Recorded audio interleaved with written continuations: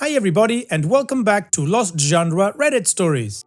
This post is from the subreddit Am I the A-hole and it's by user DogbookLover11. Am I the a-hole for telling my friend she needs to stop telling people her boyfriend's abusive after he slapped her?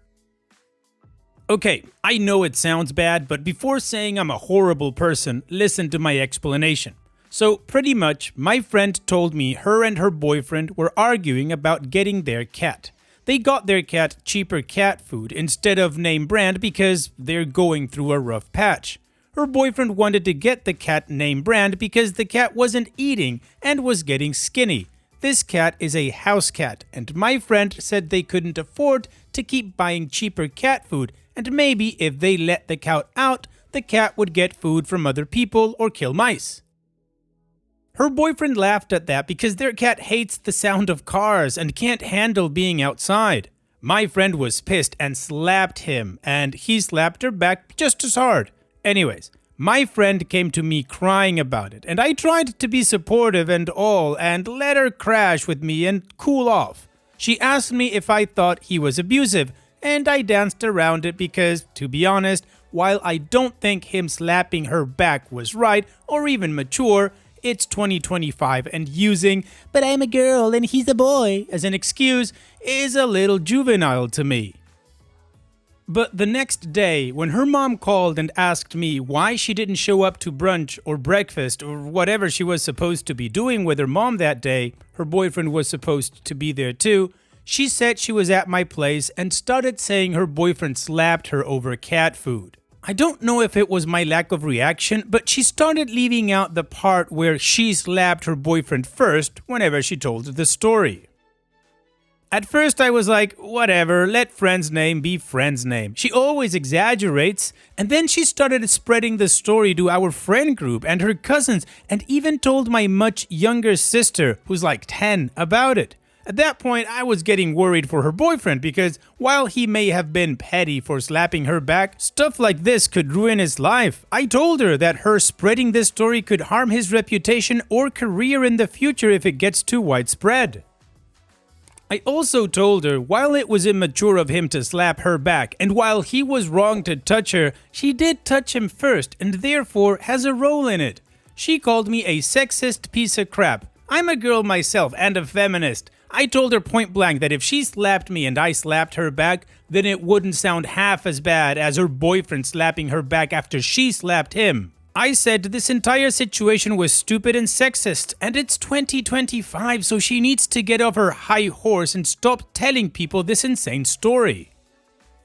I'm worried I was too harsh now, and we're not talking, but I also wanted to stop telling that story before her boyfriend's reputation or life is ruined. I know him, and while he is very impulsive, he is not a violent or bad person, just immature. Our friend group noticed a riff, and one of them asked to speak to me later on, tomorrow or the day after, about why her and I stopped talking. I don't want to gossip because I'm not into that, but I'm also not a liar. What do I do about tomorrow and this situation and all?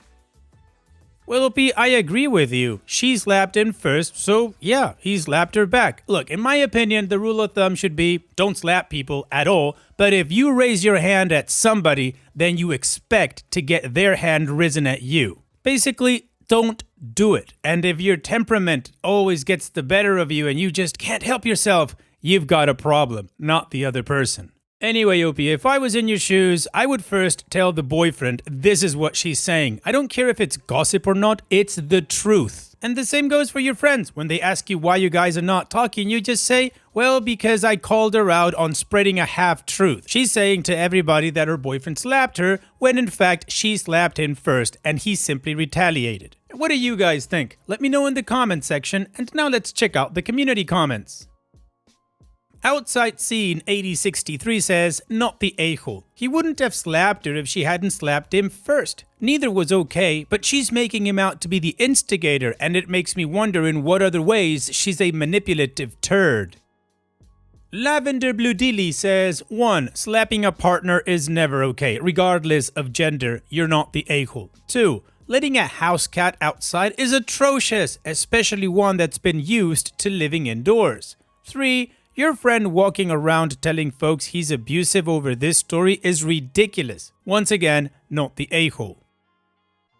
Adventurous Tadpole 3 says, sunlight is the best disinfectant. If people ask, tell the truth as you know it. Be prepared for her to kick off about it. Abusers often like to control the narrative. Him hitting her was not okay, but neither was her hitting him. She brought that energy to the situation, not him. It's not magically different because she's a grown woman.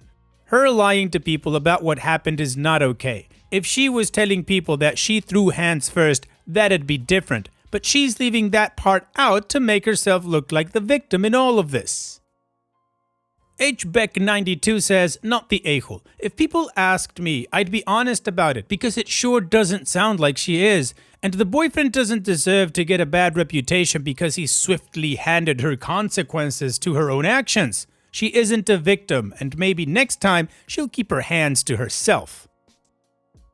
And Traditional Yard 404 says, you would definitely be an a-hole to the boyfriend and the truth if you didn't tell the truth. Eventually everyone will learn that your best friend is abusive because if she gets away with this, then she will continue her toxic behavior. Also, her next boyfriend may report her for the abuse or even worse, may actually hurt her. As you said, it's 2025 and women can be arrested for domestic violence just as much as men. She is being allowed to play victim when she is 100% the problem. The community agrees that OP is not the problem still, but if she doesn't step up, then she would be. So now let's move on to the first of two updates to see what happened next. I posted this like 2 months ago and saw it and decided you guys needed an update. First of all, I told other friend what happened when I met up with her and she told the rest of our friend group. A lot of people said he shouldn't have slapped her no matter what, even if she slapped him first, because she was a girl and it's unacceptable for men to touch girls. 3 people out of the 7 did side with me though and said that she was going to ruin his life. My friend, the one spreading the rumors, began to stop for the most part, but a lot of their mutual friends had already heard her version of the story and she wasn't exactly eager to correct herself.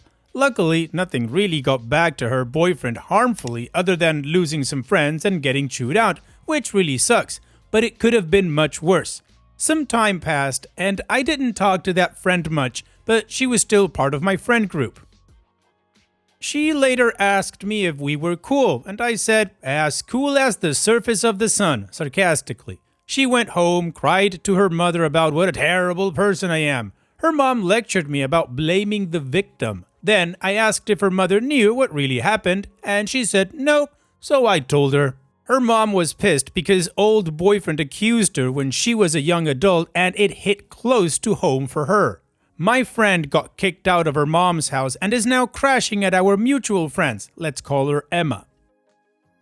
Emma and my friend went to her boyfriend's apartment to pick up some of her stuff while he was out. They took the cat. I don't know who the cat actually belongs to, as she joined our friend group when living with her boyfriend and the cat already. To prove the point she'd made all along, she let the cat out on Emma's balcony to live there most of the time or set the cat outside. It was September when she did this, and it hadn't started snowing yet, but it wasn't exactly summer weather. Emma kept taking the cat inside, but the friend kept putting the cat outside. The poor cat eventually ran away and my friend couldn't find her. Her boyfriend later called her, asking for the cat back, and the friend told him to come to Emma's to collect it. He came, asked where the cat was. I don't have too many of the details, this part of the story is being relayed from Emma, and she said it was outside somewhere. They argued. So her boyfriend has a tendency to talk with his hands, and when he was flailing his hands around, he accidentally brushed his hands against her arm. According to Emma, it was an accident, and he apologized right after, then kept talking. But my friend wasn't having it. She called him an abusive son of a bitch, and went on to bang her fist against his chest, punched him and slapped him while Emma tried to push her away. She clawed at his chest and screamed at him. She told him he was an inbred idiot and looked like Elmo and Shane from Smosh if they had a baby, and that he was destined for hell. Her boyfriend luckily wasn't getting too hurt, other than some scratches in the face as she clawed him with her nails. He pulled out his phone and threatened to call 911, so she stopped. Emma yelled at my friend, who started crying as her boyfriend left. Eventually, my friend calmed down, drank a bunch of vodka, and went to go take a shower. That's when the police came. Apparently, her boyfriend had decided to call the police after a while after he left. My friend got arrested, apparently drunk. After getting processed, she confessed being intoxicated and used her one phone call to call me and chew me out. She got a court date and it's in a week or two. The cat hasn't been found. To be honest, I think it's dead.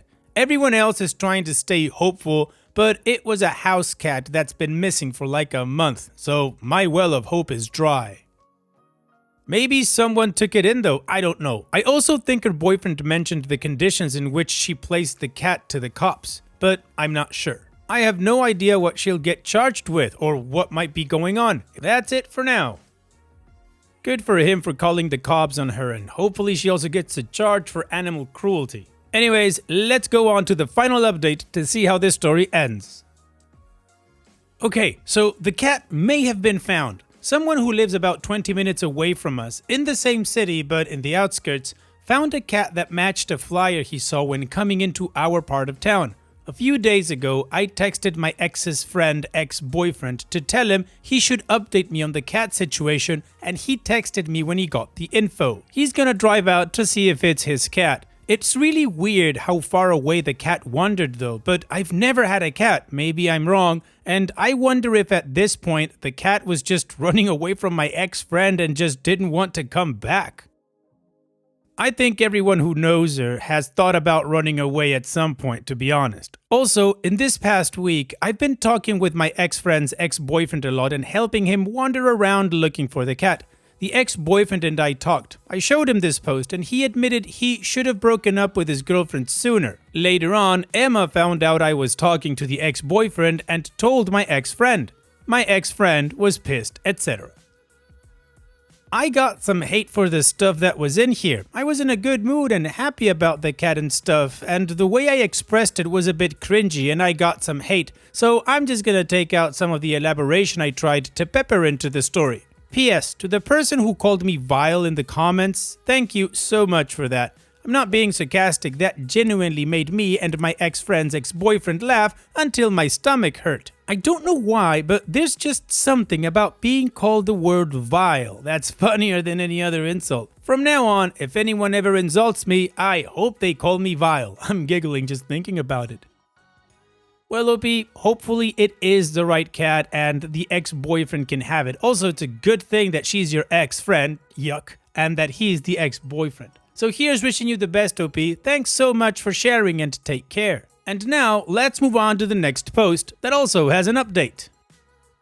This post is from the subreddit Am I the A-hole, and it's by user NationalCare2810. Am I the a-hole? My parents were disrespectful, so I made them take a taxi home from the airport. Am I the a-hole? My parents, 61 male and 67 female, went away on holiday and it was agreed that I would drop them off and potentially pick them up, although this was to be confirmed due to lack of space in my car. I have a 5-year-old child and I'm a single parent. My weekends are usually very busy with rigid schedules. My parents know this. My son had football this morning from 10:20 to 11 and my mom said that she would let me know when I should start making my way to collect them from Heathrow Airport to minimize pickup charges. It was a tight schedule this morning as I also had to walk the dogs before football, take the kid to football and restock the house with essential groceries, plus some extra for a nice dinner that I had planned for my parents upon their return and unpack my very small car to make space for their luggage. So my mom calls me at 12 to say they've just landed and then 25 minutes later lets me know they're ready to be collected. I had just finished the food shop and I just had to unpack it, then I was going to collect them. This would mean my parents would have to wait 35 minutes for me to collect them. I let them know as much. My parents turned around and yelled, saying don't bother and how they didn't care about the food shopping and that I was unkind and unhelpful. I drove them an hour to Gatwick for their departure flight. They just expected me to be there right away.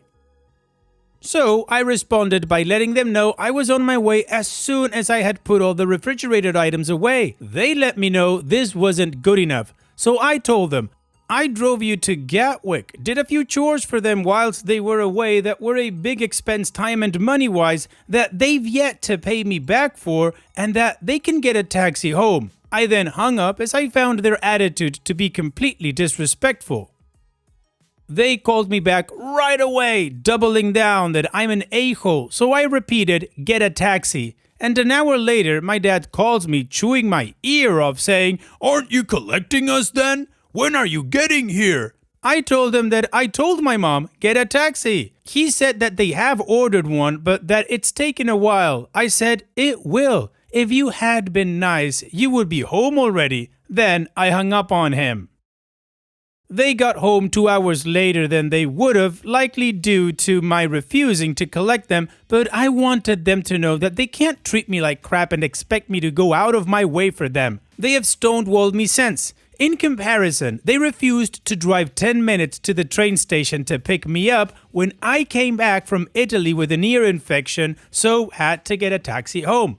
Whilst the distance home is considerably shorter, they refused because they didn't feel like it, not because they couldn't. I may have been the a-hole by telling them to get a taxi and hanging up, but I feel that I needed to get an outside perspective as I feel justified in my decision based on principle of respect. Well, OP, you are absolutely right. The hell with your parents. First of all, you were doing them a favor. It is not your responsibility, and they treated you like crap. Let's face it, entitled much. Wow, they suck. So no, OP, you're absolutely right, and your two parents are a-holes. Honestly, I wouldn't care about the stonewalling. If they have any kind of relationship with their grandkid, they might want to get back to you. You don't mind them. And what do you guys think? Let me know in the comments section. And now let's check out the community comments. Waste Worker 6122 says, you offered to pick them up. They just didn't like the conditions. 35-minute wait. If they had been as rude and nasty to the taxi driver as they were to you, they'd still be sitting at the airport, not the a-hole. Ice Dragon says, not the a-hole. They played stupid game and won stupid prizes. If my parents are kind enough to pick me up at the airport, I would be very grateful, even though I had to wait. If they told me to expect a long waiting time, I would just take a taxi without bothering them. A family pickup is a privilege, not a responsibility. Your parents are extremely entitled. Everywhere in between says, LMAO, I read till 35-minute wait, and in my books, not anywhere near Heathrow or Gatwick, but I think logic and courtesy is universal. In my books, 35-minute wait in the daytime, you said 12, at an international airport is called, go get a seat, a pastry, and a cuppa. Like, of course it will be pricier than the town suburb shops, and they may not have as attractive promos or varieties, but I would 100% do it for courtesy of being picked up.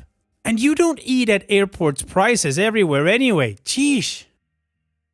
And yes, if you don't want to wait to be picked up in 35 minutes over a coffee and cake, call a cab. And usually, cabs are pricey and tend to have airport surcharges and whatnot, but that's the alternative if you don't want to wait to be picked, am I right? Not the a-hole, they suck, it's 35 minutes, you didn't say no. And it's not 3 hours. I maintain all they needed was to chill somewhere for a bit.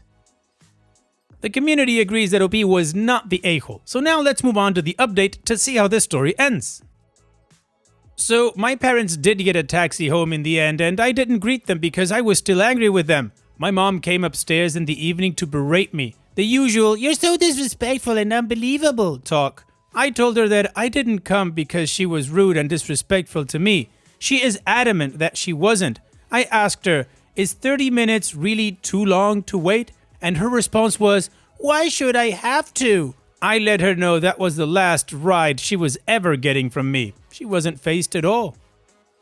Wow, OP, your mom absolutely sucks. Why should I have to?